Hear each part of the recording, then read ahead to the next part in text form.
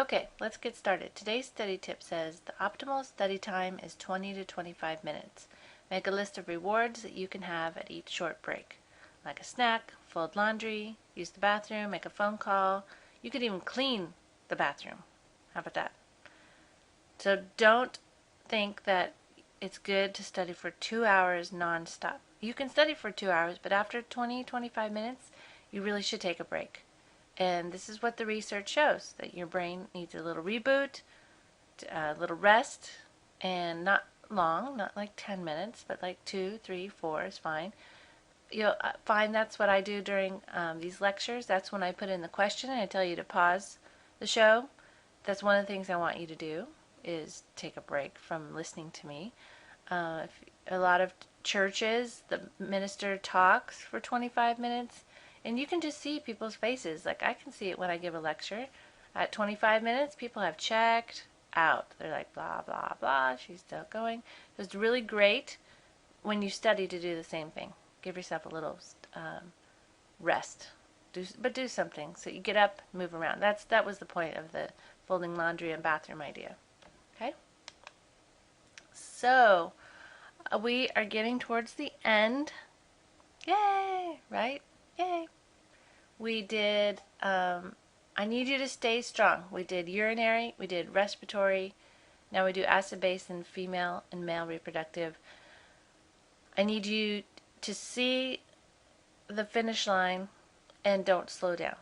Okay? Keep your head up, because this is big stuff here. And you should know that at the very end of the class, if you are 1 point away, I do not push anybody into the next grade range. Okay? I don't. At 1 point, you will cry. At 2 points, you'll still cry. Okay? So do not put yourself on the edge. Get yourself into the grade that you want. Study really hard for this exam, for the last test. Okay? And get yourself where you want to. Because if you're right on the edge, I used to push students over. I'm like, okay, you're only 1 point away, and then 2 points away. And I'm like, where do I stop the pushing? Okay, 3, 4, so forget it. There's no more pushing. And that's why I give you every week when I post the grades the exact percentage. Okay, so you want an A, you need 88.00%, and then 87.99, you're gonna cry. Okay, so start working. Get the stuff memorized. And this is a fun one. This is acid-base balance. This is some good physiology. The book does not give this the amount of energy that it should. Okay? The physiology professors spend a lot of time on acid-base balance. And it's strange to me that most of the books that I'm offered for your class do not. And maybe like 2 pages. That's it. So the nursing program at Evergreen, which is where most of my students are going, told me we need a lot more on acid-base balance. We need them to be pros at it. And I agree. I think it's very important. And so we do 2 labs. We do a lab on campus and a PhysioX, and we do a lecture on it. So I'm making it a high priority. You're not going to find a lot of information in the book for this, though. So you're going to have to listen up and watch this over and over again. Okay, so last time we finished the respiratory system, and the reason that I put urinary and then respiratory is because it leads better into this topic of maintaining the pH of the blood in a tight range of 7.35 to 7.45. So today we'll discuss the homeostasis of blood pH, and we will need to remember some chemistry. Oh, by the way, there's a handout to go with this. Forgot to tell you this. If you didn't print that out, please pause the show and go print that from drhayes.com. Okay, that it's called ABG gas or ABG handout, I think it's called. So it stands for arterial blood gas analysis.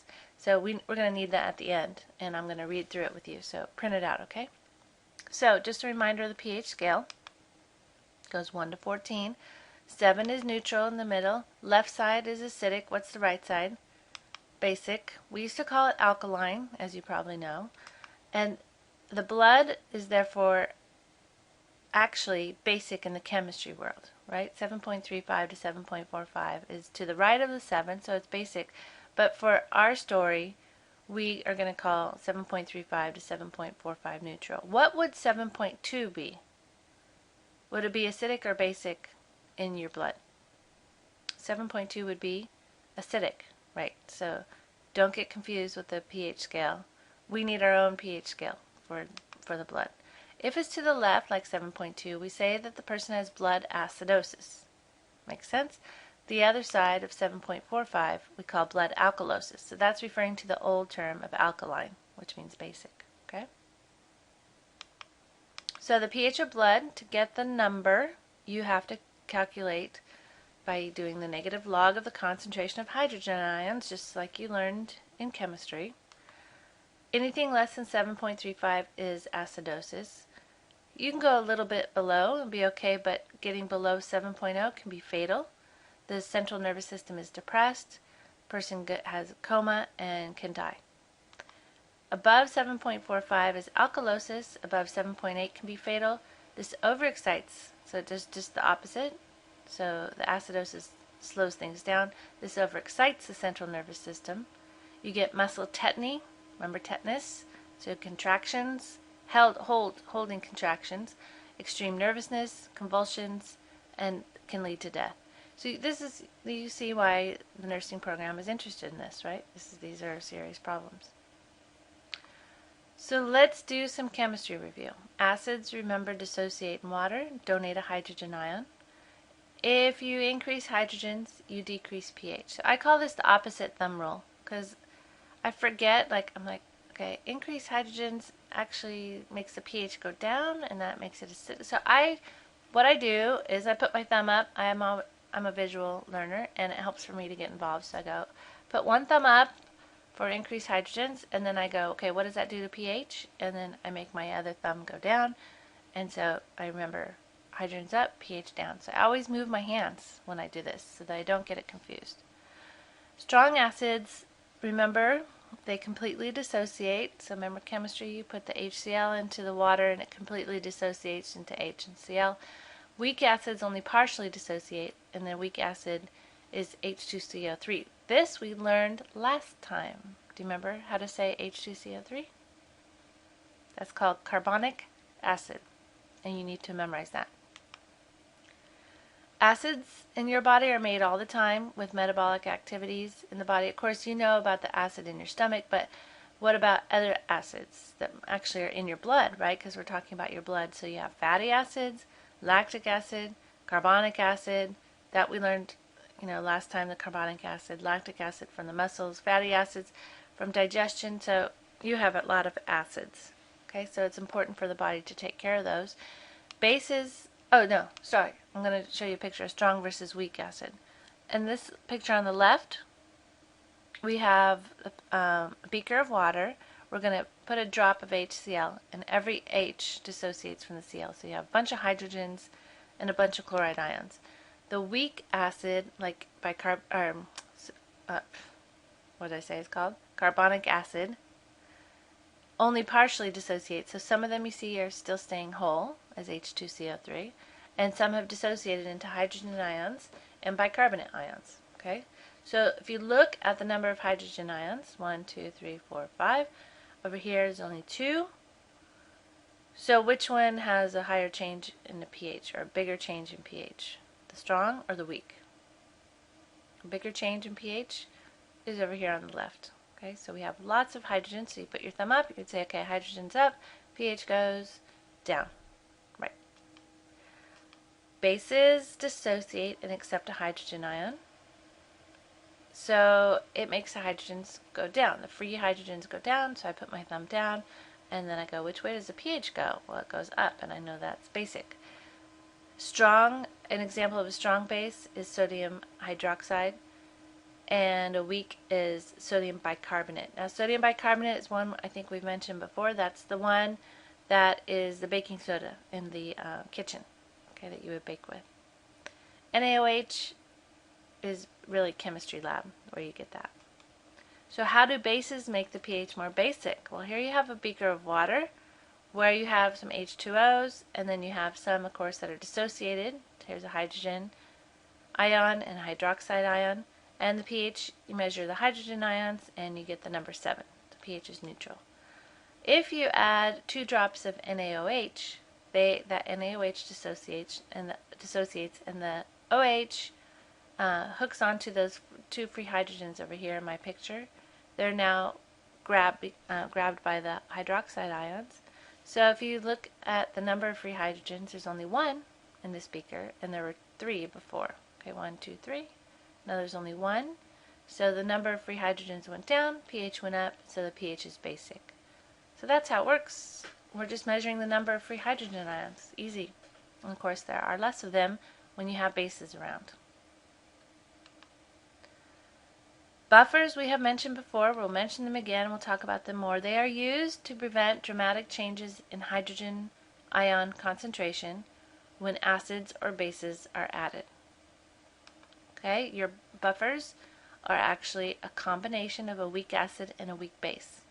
So we use them in chemistry class. We buy them. They come in a bottle, but your body has a lot of them. And they are always a combination of a weak acid and a weak base, so that if a solution becomes acidic, the weak base is used to counteract the problem.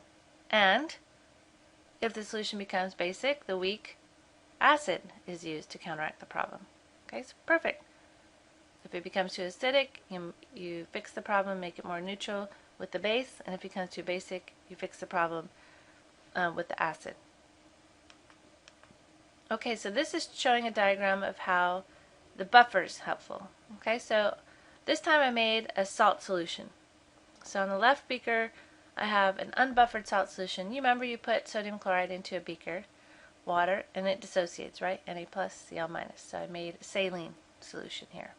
Now we're going to drop in 3 HCl's, and of course they dissociate, right? So now you have the H's and the Cl's and the Na's, and everything's floating around. The number of free hydrogens is 1, 2, 3. This beaker now is not a salt solution. Instead, it's a solution with H2CO3 and HCO3 minus buffer. So we say this carbonic acid and bicarbonate ion buffer. So remember, a buffer is a weak acid, the H2CO3, and a weak base, the bicarbonate ion. Together, they're in here. Here they are. Here's the carbonic acid, and here's this one without the black is the H, right? Remember up here? Black was the H. This one is showing carbonic acid. This is the bicarbonate ion. So now we're going to do the same thing. We're going to put some of the HCl in. And this time we have all these, remember, the blue halves that don't have a black half to go with it. They suck up or attach or, bind to all those free hydrogens that we dump in. Okay, so now we have just 1 hydrogen ion all alone, whereas before when we had an unbuffered solution, we had 3.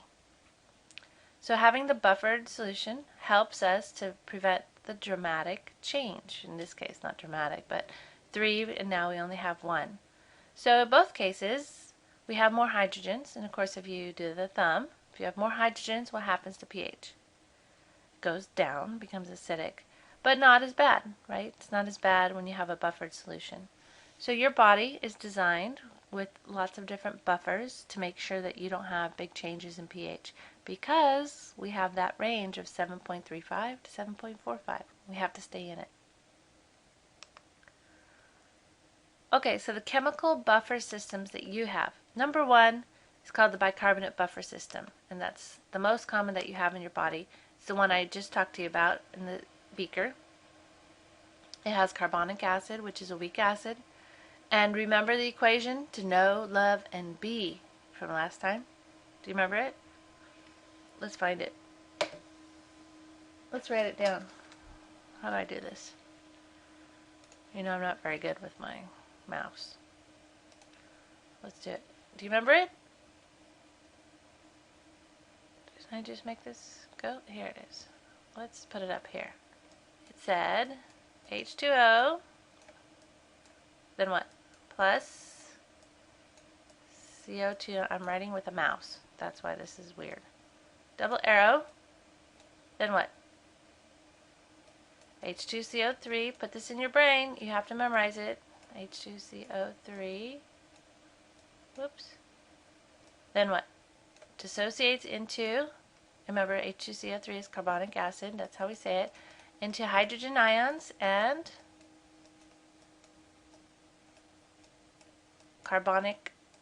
bicarbonate ions, HCO3 minus. Okay, this is the equation to know, love, and be. You must remember it. So the H2CO3 is a weak acid, and it's easily made by changing the respiratory rate. So let's think about that. If you want more of this, more H2CO3, what do you have to do to the amount of carbon dioxide? More or less. This is like cooking, making cookies. This is like having flour, like they'll pretend that this is flour and CO2 is sugar, more flour, more sugar, and you make more cookies, okay? Less flour, less sugar, less cookies.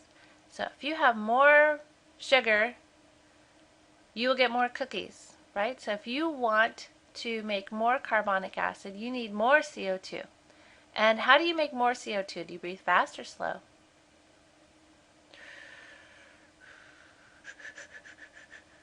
If you want more CO2 in your blood, you need to breathe slowly. And is that called hypo or hyperventilate?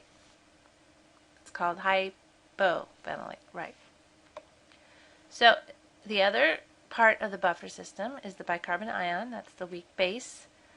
And your body keeps a lot of that around. Remember I told you that that's how CO2 is carried around. Most of the CO2 is carried around as HCO3 minus. Excuse me. And so you have plenty around to act as a weak base in case your body becomes acidic. Okay, so you have this combo. Next is the protein buffer system. It is the most plentiful but not used as often, and here's how it works. In the intracellular fluid in the plasma, you have some proteins. As you know, you don't have a lot of proteins in the interstitial fluid, right? But you do have a lot in the plasma and in the intracellular fluid. One end of the protein, remember, has a COOH, the carboxyl group.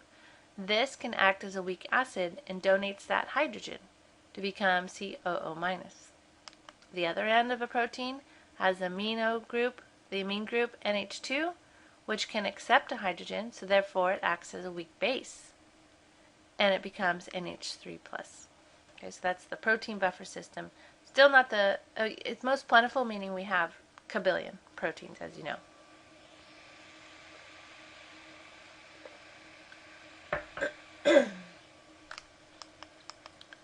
Number 3, hemoglobin in the red blood cell. You probably didn't know this, but hemoglobin donates a hydrogen like an acid. Remember when we talked about this, when it binds to carbon dioxide? Carbaminohemoglobin. And therefore it acts as an acid, but it can also act like a base when it accepts hydrogen ions to become reduced hemoglobin. So we mentioned that last time. For carrying around CO2 and oxygen, hemoglobin then acts as an acid and a base. And number 4 is the phosphate buffer system, used in the urine and the intracellular fluid. It has a weak acid and a weak base. Let's try to say these words. First one is sodium dihydrogen phosphate. The second one is disodium hydrogen phosphate. Yep. You love chemistry, right? Yep. Okay, so those are the 4. Sorry, I'm choking. But the number one that we're going to use and talk about the most is that first one. Okay, the bicarbonate ion and the carbonic acid. Okay, so we kind of hinted at this when I talked about the equation to know, love, and be, that the respiratory system controls pH. So altering the pH by changing the concentration of carbon dioxide. So there's the equation now, drawn nicely. If you breathe fast, okay, and lots of CO2 is blown out of the lungs, what will happen to the amount of CO2 in the blood? If you exhale a lot, and by the way, when you exhale a lot like that, is that called hypo or hyperventilate? That's called hyperventilate. And I know it's silly to hear me breathing like this, but you should do it too. Just like the thumb thing, do the breathing thing so you get involved in this, okay? CO2 will go down, right? See, if you blow out a lot of CO2, the amount in your blood will go down. So what will happen then? Let's see, where's my pen? Pen. CO2 goes down. You have less flour, less sugar, right? What will happen to the amount of cookies that you make? It'll go down, right? And what will happen to hydrogens? It will all go down, right? It goes down, down, down. So we have here in the blank, hydrogen ions will go down, decrease, and using your opposite thumb, if hydrogens go down, pH will go up. Whoops, whoa, wrong way. Increase, okay? You get that? This, when someone has this problem, it's called respiratory alkalosis. So maybe they're hyperventilating, they're stressed out, whatever it is. They can get respiratory alkalosis. So it's called alkalosis because the blood becomes basic, right? We just said the pH will increase. And it's because of a lung problem, a respiratory problem that happened. So we use the word respiratory alkalosis. Okay. The other choice would be metabolic. So if the blood becomes basic for some metabolism issues, whatever it is, we'll talk about examples. We would call it metabolic alkalosis. Okay, so there's two choices, metabolic and respiratory. And then, of course, it could be alkaline, basic, or it could be acidic, in which case we would call it acidosis. So let's use an example of that one then. If less CO2 is blown out of the lungs, less CO2, so that would be exhaling, inhaling super slowly. Less, so you're holding in the CO2. Is that called hypo or hyperventilate? When you hold in. When you hold it in, it's called hypoventilate. Yeah, so you hold it in, you hypoventilate. CO2 then goes up. Okay, so CO2 goes up. Let's see, can I make a different color? Ballpoint pen. If CO2 goes up, let's use blue here. Hydrogens will, and more flour, more sugar, more cookies, right? Hydrogens will go up. Yep, hydrogens will go up, and pH will go down. So what do you think you call this one? This was respiratory alkalosis, so what's this one called? Respiratory acidosis, right? Okay, it's like a little game. Once you get it, the click light bulb will go on, okay? Fun fact, if a person is locked in a completely sealed room, they will die of carbon dioxide poisoning first, before they will die of oxygen deprivation. That's kind of creepy, but interesting, huh? I told you that carbon dioxide stuff is more important than that oxygen, because you have all that oxygen stuck on the hemoglobin. Okay, so now we look back at the kidneys. And the kidneys have a very important function in regulating acid-base balance. And so this is to remind you of the, Bowman's capsule, and then here's the infiltration, and then along the way, the blood capillaries come across the tubule cells, and now we can have exchange of stuff back and forth, right? You can reabsorb, which is to go from the filtrate back to the blood, or you can secrete, which is to go from the blood to the filtrate. And doesn't this picture look confusing? But I want you to notice that all this is the equation to know, love, and be. Okay, so let's find it. Here it is. Here's one. CO2 plus H2O. And then what's the Ca stand for? What's the enzyme that does this reaction? Carbonic anhydrase. Yep. Becomes H2CO3, then dissociates into bicarbonate ion and hydrogen ions. Easy. Here it is again. CO2 plus H2O. It actually has it going the other way. HCO3 minus plus H. It's just the equation that you know. And it's also to show you sodium coming across. And here's another one. If you want to get rid of some hydrogen ions, If you want to get rid of them, here's an NH3 taking a hydrogen out as NH4, and then this would be urinated out of the body. Here's remember we were talking about the phosphate, the dihydrogen phosphate. You can take hydrogens out through urinating. Okay, so that would be called secretion. Or you can not secrete them, and you could save bicarbonate ions. So HCO3 minus. Remember, saving is reabsorption. So in this picture, what we're trying to see is how this HCO3 minus is reabsorbed and the hydrogen is secreted. So we'll talk about why this is important. Like, when would we want to save the bicarbonate ions, and when would we want to secrete the hydrogens? Okay? So let's write it down now. The renal regulation of acid base. Let's see, hydrogen secretion. So that's one of the things the kidneys can do. If hydrogen ions go up in the blood, you have too many, what do you need to do to them? You need to bring them down. How do you get them out? You can secrete them. Okay, so the hydrogen ions secretion will increase in the renal tubules. The opposite is also true. Okay, so if you have a lack of hydrogens, you would decrease the secretion, right? If you don't have enough, do not let them leave. The ones that you have, you better hold on to. Okay? The other thing in the picture we saw was the bicarbonate ion reabsorption. So if you have a lot of hydrogens in the blood, that's bad. You want to keep the bicarbonate ions, because this is a weak acid or a weak base, the bicarbonate ions. This is a weak base. And who does it want to get to? It's a minus, so who does it want to get together with? The hydrogens, right? So they will get together to decrease the hydrogen's concentration, which is perfect, because our problem is that the hydrogens are too high, right? Hydrogens are too high, so we're going to increase the reabsorption of bicarbonate ion so that we can suck up all those hydrogens that we have. And the opposite is also true. There's a decrease in hydrogens in the blood. You do not want to be reabsorbing. Okay, do not reabsorb the bicarbonate ion, because that'll just make it worse. Okay, so there's two things we have here. There's one more, and that's the picture of the NH3, the ammonium ion eventually is made, NH4. NH3 can bind hydrogen ions and be released in the urine if hydrogen is too high. Okay, these are number 1 and 2 are the biggest things I need you to know. It's what your body does the most to control hydrogens.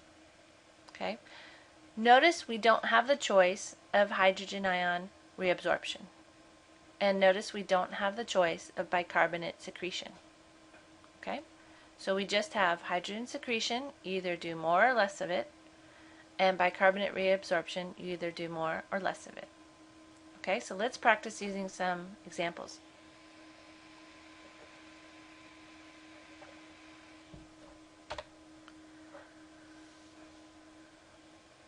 This little box is a cheat sheet, and I love cheat sheets. As long as you understand the physiology going on, then you can use a cheat sheet. And don't think that I've had some people tell me that my students don't know what's going on because we use this cheat sheet, and that's not true. You do know what's going on, and then you use the cheat sheet to make sure you get it right.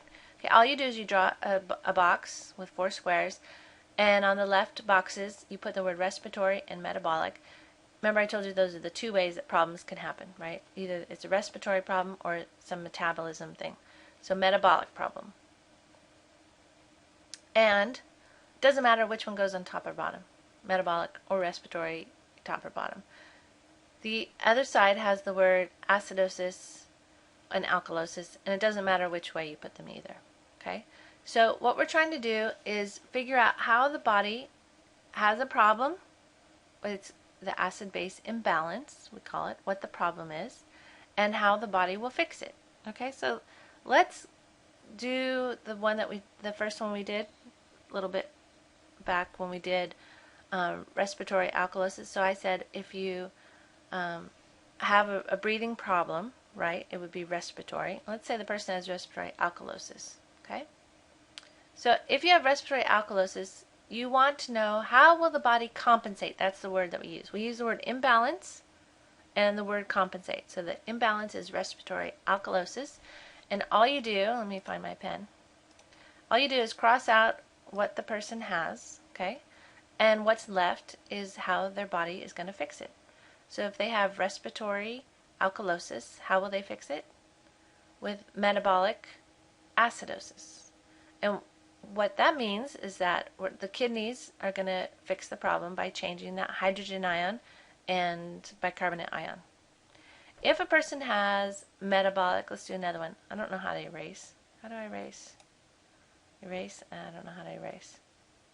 Eraser? No, we'll just leave it. If a person has respiratory acidosis, how would you fix the problem? You just cover this up. And how would you fix the problem? With metabolic alkalosis. Okay, that means that the kidneys would be fixing it by doing an alkaline type thing. Let's say the person had respiratory acidosis. Had the top two. Respiratory acidosis. How would you fix it? Oh wait, we just did that one. What if the person had metabolic alkalosis? How would you fix it? You would fix it with respiratory acidosis. Now when we say respiratory for fixing, we mean the lungs. Okay, that means that we're going to change the breathing rate either by breathing faster or slower. So with respiratory acidosis, that would be the compensation for someone who has metabolic alkalosis. If we have a respiratory problem, we're going to use the kidneys to fix. Okay? And that's because if there's a respiratory problem with your lungs, the lungs can't fix the problem because they are the problem. They're having some issue. And so the kidneys have to fix the problem. If there's a metabolic problem, the lungs can fix it because they're healthy. Okay, so now I've confused you because there's red marks everywhere. But the box is to help you do the imbalance. What is the imbalance? And what is the compensation? So let's practice. If there is metabolic acidosis, using the square, then the compensation is respiratory alkalosis. Right. So that means that we're going to use the lungs to fix the problem. Okay? So to do this, the patient needs to... Ooh. What do they need to do? If you have acidosis, that means metabolic acidosis, that means that the hydrogens are here. I'll write up here. Hydrogens are what? High or low? Acidosis, hydrogens, you have lots of hydrogens. Okay? Hydrogens are too high. That's our problem. We have respiratory acidosis. Metabolic acidosis. You need to bring the hydrogens down. Okay, so to fix this problem, we need to decrease hydrogens. What do we do to CO2 to decrease hydrogens? So if we want less cookies, what do we do to the amount of CO2? We make less CO2, right? So to fix our problem of acidosis, we need hydrogens to go down. To make hydrogens go down using the equation, we have to decrease CO2. To do this, the patient needs to... How do you decrease CO2? Do you breathe fast or slow? Try it. To get CO2 to build up, you would breathe slowly. To get CO2 to go down, you would breathe fast. So I want CO2 to go down, so my hydrogens go down. So I'm going to... What do I put here? Hypo or hyper?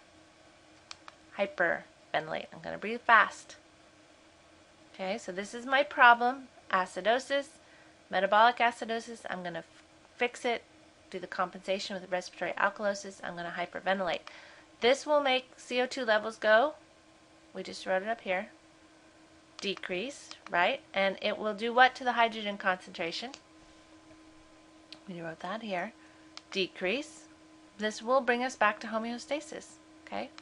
So the result is the pH goes, let's see, hydrogens are going down, pH will go up. Getting it? This is fun for me. I love this stuff. You're like, what? Let's practice again. If there is respiratory acidosis, using the square, then the compensation is metabolic alkalosis. Okay, so now we see metabolic. So what organ is going to fix the problem? Kidneys, right? Kidneys are going to fix the problem. remember there's two things you can change, right? You can change the hydrogen secretion and the bicarbonate reabsorption, okay? So to do this, the patient needs to blank hydrogen secretion. Okay, so let's do it. Let's write it. Acidosis, respiratory acidosis. So the person has too little or too many hydrogens? They have a lot of hydrogens, okay? Too many. We need to get rid of them, right? It's a problem. So what do we have to do? So we want to decrease hydrogens. We need to decrease. To do that, what do you do to hydrogen secretion, more or less? You're going to increase, right? Increase secretion. I can't write, so I'll just write secretion. And the other thing you can do is change the reabsorption of bicarbonate ion. So let's think about that. If you have a lot of hydrogens, do you want to save the HCO3 minus and reabsorb them, or do you not want to reabsorb them? Remember, you don't get to secrete them. You either get to do more or less of the reabsorption. So to bring hydrogens down, do you want to keep the HCO3 minus or no? You do. Yes, you want to. Also increase the reabsorption. Reab. All right. Okay, that's all I can write. So you're going to also increase the bicarbonate reabsorption. Now let me give you another little trick. A lot of students have trouble remembering or getting this bicarbonate reabsorption part. But you should know that if you get this part, a lot of students can get the secretion part, then they go the same way. If you write increase for secretion, you should write increase for bicarb reabsorption. And if you write decrease for this, you write decrease for this. So they go the same way.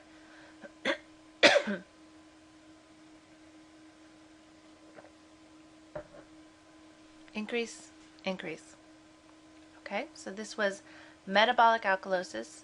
So the kidneys fix the problem by increasing hydrogen secretion and increasing bicarbonate reabsorption. And what will this now do to the hydrogen concentration in the blood? We wrote it right here. So we had it too high, right?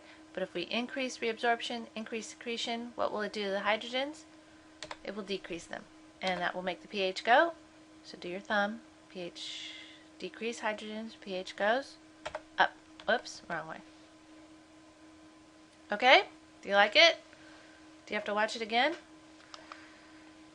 Okay, so here's the question. It says, on your trip to Japan last summer, you climbed to the top of Mount Fujisan at 12,388 feet. Along the way, there were small huts selling snacks, water, and small cans of pressurized oxygen. I did hike Mount Fuji. I have hiked Mount Fuji. And I was young, so I didn't notice it was 12,000 feet. Just so you know, we start at like 7,000 feet, and a bus takes us halfway. And there were these huts selling snacks, water, and cans of oxygen. Why would they be selling oxygen? And I saw this too. As you approached the top of the mountain, there was a middle-aged Japanese man sitting along the pathway, breathing rapidly. He was obviously out of breath and looked very ill. So describe the acid-base imbalance in this man and the cause of it, and then describe the compensation he would have and its physiological significance. So he's breathing rapidly. Think about breathing rapidly. What problem would that cause for him, and how would he fix it? Okay? Pause the show. Take some time.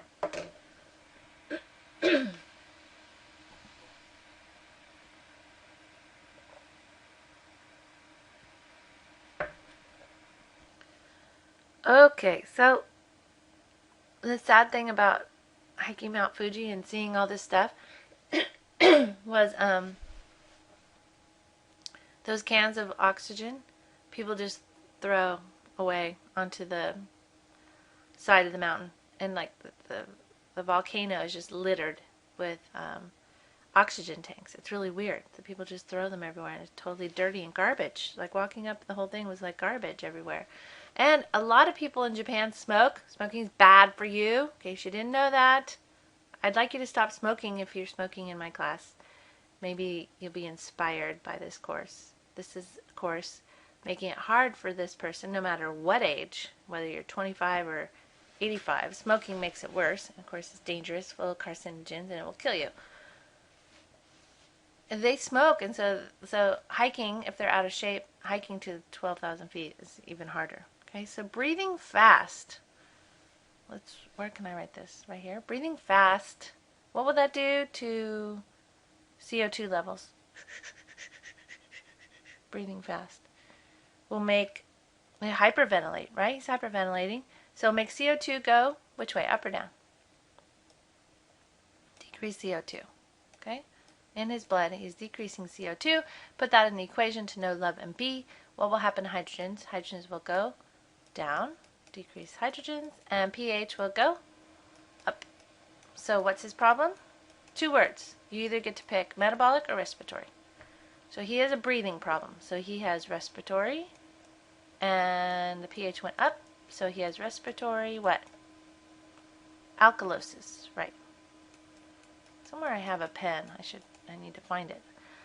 Respiratory alkalosis. That's the acid-base imbalance in this man, and the cause of it is he's at high altitude. Remember, like Mr. Ellenheimer, he has to breathe bigger, deeper breaths, breathe faster in order to get the air into his lungs. And he's out of shape, and he's been smoking, and there's cigarette butts all over the place too. And cigarettes and oxygen together, bad news. Okay.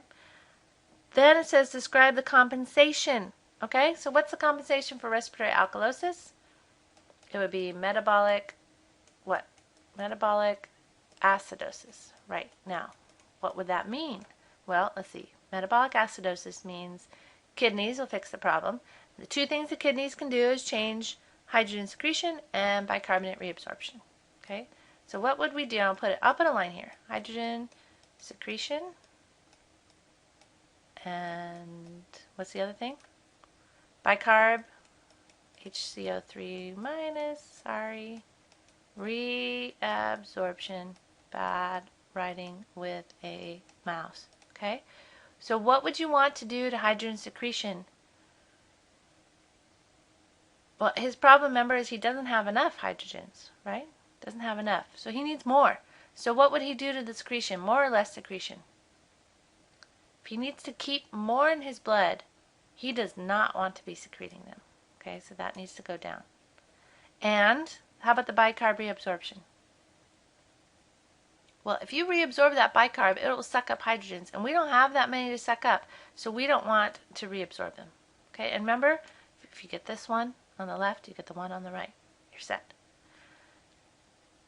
Okay? Describe the compensation you would have and its physiological significance. Perfect. Okay, so his kidneys will start working on this. He should probably, what should he do? He should probably start walking down the mountain, okay, because he's not going to make it to the top.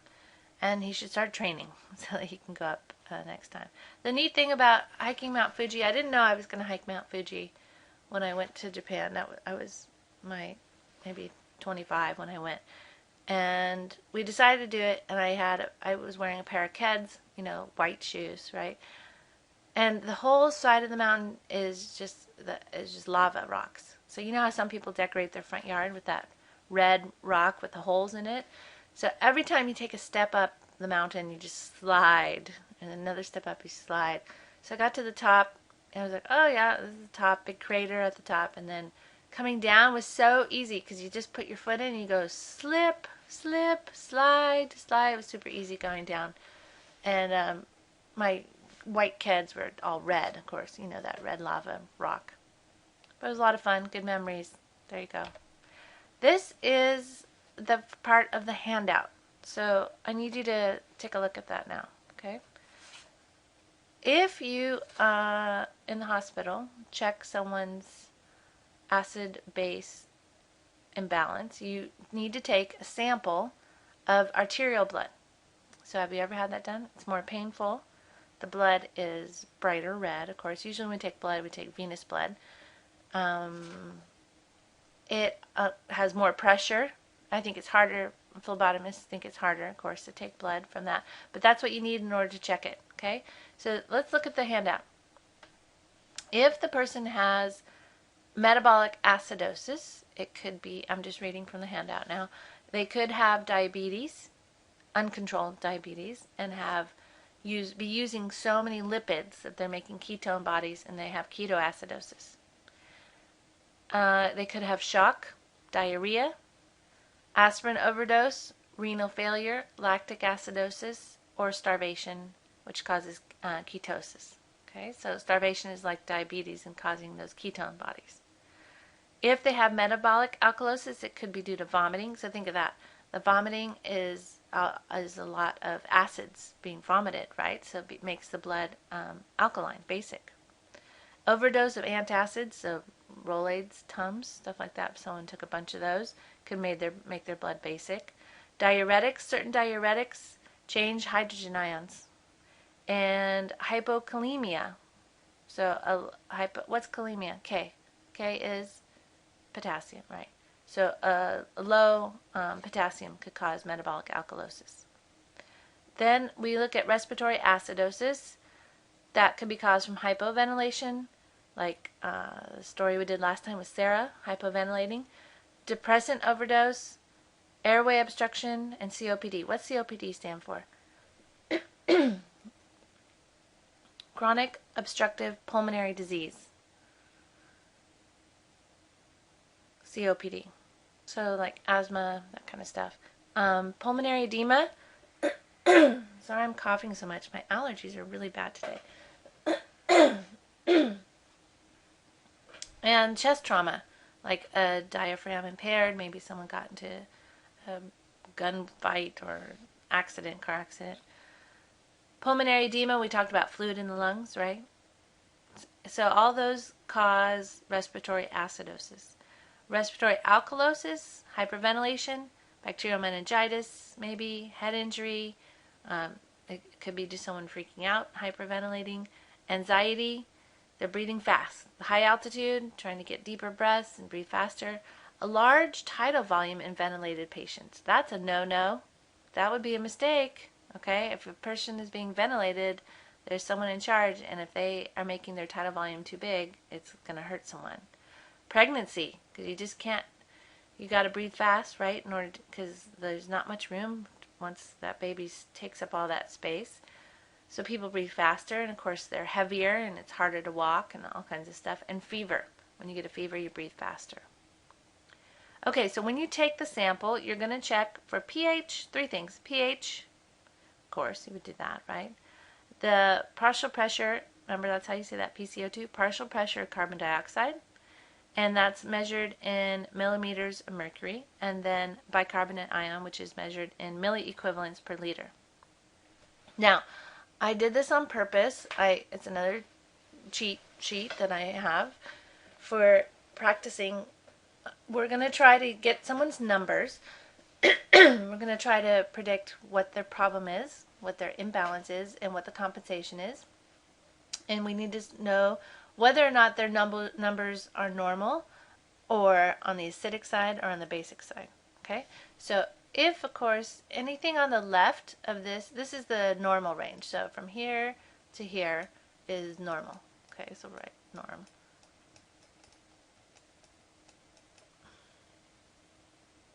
The pH is 7.4. It's in the middle, right? Between 7.35 and 7.45, it's normal. Anywhere to the left, over here, is going to be acidic. 7.2, 7.1, anything to the right is basic. When you measure the partial pressure of CO2, I switched these numbers around so that the big number is on the left and the little numbers on the right. So 45 millimeters of mercury is on the left, 35 millimeters of mercury is on the right. And this is what it should be in our arteries. But numbers like 48, 49 mean that CO2 is high. Okay, so like 48 would be over here. And if CO2 is high, if you use the equation to know 11b, CO2 is high, hydrogens are high, and then that is a sign of acidity, right, when hydrogens are high. So really it belongs on the left side of my scale here, showing acidic is this way, and anything this way is basic. Okay, so the number 40 right in the middle is normal. 42 is normal. 45 is normal. 35, 34, 33, 30, we'll put 30 over here, is a basic number for PCO2. Okay, because CO2 is low, hydrogens are low, so that would be basic. You have to memorize all these things, by the way. And it's really not that hard because you already know the first one, 7.35 to 7.45. And then notice this little trick I play. See this 45? It's the same number, 45. They're just opposite of each other. 35, 35. The last one is the bicarbonate ion. If bicarbonate ion is 22 to 26 from the blood sample, it's perfect, it's normal.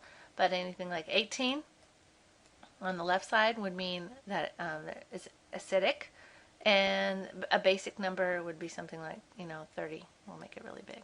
Okay. So what you're going to do is take someone's numbers, and you're going to try to predict are they acidic, basic, or normal, and what is their problem, and are they compensating. Okay. And it's going to be confusing at first. As you can see, this is all confusing, but once you get it, you'll be so happy. Okay. So looking at the paper again, back to the handout, says for metabolic issues, think HCO3 minus problems. For respiratory issues, think PCO2 problems. And always remember the equation to help you. If the pH is close to normal but other numbers are off, then the patient is doing well at compensating. Okay, so let's do an example. If the pH is 7.32, PCO2 48, HCO3 minus 25, I want you to go to the table, which you need to memorize. You can look up here on my screen, or you can look at the paper. Okay, 7.32 is looking at the scale to the left side, right? So it's acidic. So we write the word acid. PCO2 48, that's the one I did right up here. It's 48 and it's acidic. And HCO3 minus is 25, which is between 22 and 26, so it's fine. So, what is the person's problem? Well, you always know, remember your choices are always metabolic, respiratory, and alkalotic or acidotic, okay? So you know that they're acidosis because of the pH. So I would always start with the pH. Okay, the pH is acidic, so they definitely have acidosis. But which type do they have? Respiratory or metabolic? Well, all I do is I find of the PCO2 and the bicarbonate, I find whichever one matches the word of the pH. So the word of the pH is acid, the word of the PCO2 is acid, and the word of the bicarbonate is normal. Okay, so what causes the acidosis is a respiratory problem because the word acid matches acid. Okay, so you can tell what the person's problem is by looking at the pH, and you can tell the reason for that acidosis is their respiratory number is wrong. So the respiratory problem causes the pH to be wrong. So this person has respiratory acidosis. Next, you have to use the box where you cover up what the person has, respiratory acidosis. How would they fix it? With metabolic alkalosis. Okay, so remember in the hints that I gave you, it says for metabolic, think HCO3 minus. And for respiratory, think PCO2. So is their metabolic, the HCO3 minus, is the metabolic number acidic, normal, or basic? It's normal. Now, if they were compensating, it would not be normal. It would say, what we just say is the compensation. For respiratory acidosis, the compensation is metabolic alkalosis. Is their metabolic number alkaline or basic? No, it is not. It is normal. So this is telling us that they are not compensating. Okay? If there was compensation, that bicarbonate would be in a basic range. Okay? Hold on. I know it's confusing. Okay, but we'll do some more examples so that you won't be so confused. Let's do number 2 on the back. It says the pH 7.49. So looking at the scale, 7.49 is to the right of normal. So we'll say it's basic. PCO2 of 40 is normal. Right, it's right in between. Looking at the screen now. Where's my pointer? My arrow. Looking at the screen, 45 to 35, so it's right in the middle. Fine, normal. But HCO3 minus is 29, which is way over here on the right, so it's basic. Okay, so does the person have acidosis or alkalosis? They have alkalosis. Got it. What word do I put before it? Respiratory or metabolic? Well, I find the word that matches. Okay, so basic matches the word basic at the bicarb. So when I see bicarbonate ion, I actually write the word metabolic. Okay, so I go, okay, oh, and the PCO2 is normal. Okay, so definitely can't be that. So the reason that they have alkalosis is because there's something metabolically wrong. And I know that because the HCO3 minus is basic. So they have metabolic alkalosis, and using the box, you cover up metabolic alkalosis. What's the compensation? Respiratory acidosis. Is their respiratory number acidic? No, it is not. It is normal. So are they compensating? No, they are not. If they were, that CO2 would be in the acidic range, something above 45. Okay, it only gets harder. Here we go. Number 3, pH 7.25, acidic. PCO2 34, basic. HCO3 minus 20, that's acidic. Okay, so go to the pH. Do they have acidosis or alkalosis? They have acidosis. What's the reason for it? Respiratory or metabolic? So find the matching. The word acid, and acid is next to the HCO3 minus, so I know they have metabolic acidosis. Now using the square, you would cover up metabolic acidosis. How would you fix it? Respiratory alkalosis. Is their respiratory number alkaline? Yes, it is. So are they compensating? Yes, they are. Okay. Next, pH 7.5, basic. PCO2 30, basic. Bicarb 21, acidic. Do they have acidosis or alkalosis? Alkalosis, definitely. Look at the pH. What causes it? The respiratory number or the metabolic number? The respiratory number, okay? That causes the alkalosis. So this person has respiratory alkalosis. Using the square, you cover up. What's the compensation? Metabolic acidosis. Are they doing that? Yes, the metabolic number is acidic. Okay? So I want you to try, take a minute here, try the other ones, and then I will go through the answers with you. Okay? Pause the show. Try it.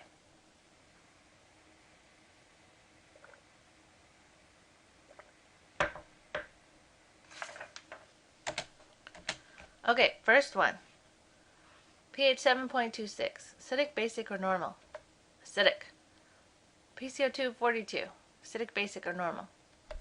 Normal. HCO3 minus 17. Acidic, basic, or normal? Acidic. Okay, let me tell you, this is the hardest part of the whole thing. Just making sure that you start off on the right foot. Okay, so be sure you memorize that range, those ranges, and that you get this word acidic, normal, acidic correct. Okay, a lot of students get this part wrong, and then the whole thing is a mess. Okay, so what's their problem? They have metabolic acidosis, yes, and is there compensation? No, no compensation. If it was a compensation, it would be respiratory alkalosis, and this number would be basic. Okay. pH, 7.49 is basic, 30 is basic, and 23 bicarb is normal. What's their problem? Definitely alkalosis. What causes it? The respiratory number, and there's no compensation. Did you get that right? Next one, 7.26, acidic. PCO2 52, acidic. And bicarb 34, basic. Okay, they have acidosis. What causes it? The respiratory number. So they have respiratory acidosis. Is there compensation? Yes, with metabolic alkalosis. Now let me tell you, this will be on the test. You already know, right? I mean, obviously we spent like a half an hour talking about it. Let me go back to my pen. Because on the test, I'm going to give you 3 numbers. I'll tell you now, it will be there. There's going to be 3 numbers. You'll have to tell me what the person's problem is. Are they compensating? What would the compensation be? And then you have to tell me if it's a metabolic, like this one. You need to tell me what's happening to bicarb, reabsorption, and hydrogen secretion, because that's a kidney fix. And if it's a respiratory compensation, you need to tell me if the person's hypo or hyperventilating. Okay, so let's do this one. With metabolic alkalosis compensation, the person, remember, is acidic, so they have lots of hydrogens, right? Acidosis, lots of hydrogens. So what would we do to, if the kidney is working to fix the problem, and it is, what are we going to do to hydrogen secretion? Increase or decrease? We have too many, right? Acidosis. So we need to increase hydrogen secretion. And what do we do to bicarb reabsorption? Well, even if you don't remember, it goes the same way. Increase HCO3 minus reabsorption. Okay? Let's do the next one. pH 7.48, basic. PCO251, acidic. Bicarb 29, basic. So what's their problem? Well, they have alkalosis, and it's because of the HCO3 minus numbers, so they have metabolic alkalosis. To respond or to compensate, we use the box. They would need to do respiratory acidosis. Are they doing that? Yes, they are. So now I need you to finish the story and tell me, are they breathing faster or slower? Are they hypo or hyperventilating? Well, with alkalosis, the number of hydrogens is too high or too low? With alkalosis, the hydrogens are too low. So I need hydrogens to go up, right? I need acidosis to fix this problem. So I need hydrogens up. To make hydrogens go up, I need to increase hydrogens. What do I do to CO2? I want more flour, more sugar, more cookies. I need to increase CO2. To increase CO2, do I breathe fast or slow? I want to increase CO2 in my blood. I have to breathe slowly, right? So I hypoventilate. I'm just going to write hypo. Okay, you can make that prettier. Okay, the last one. The last one's tricky. It's a tricky one. I'm not going to put this one on the test, but it's fun to have a little trick. pH is 7.36, looks normal, but the PCO2 is acidic and the bicarb is 34, that's basic. So you go, oh, no problem. That is not true. Any one of you right now, if I took your arterial blood gas analysis, you would say normal, normal, normal. Okay, so just because their pH is normal does not mean they're normal, which is why you have to check everything. Okay, this person is not normal, but they're doing a really good job of compensating, obviously, if the pH is close to 7.36, right? But on what side of normal is 7.36? Is it towards the acidic or the basic side?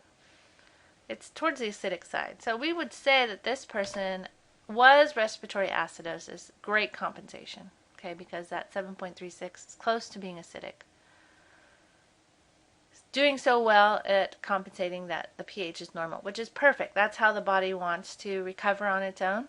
This person probably could recover on their own just fine if they're getting healthy, okay, but it's best to go to the doctor if someone's not feeling well. All right.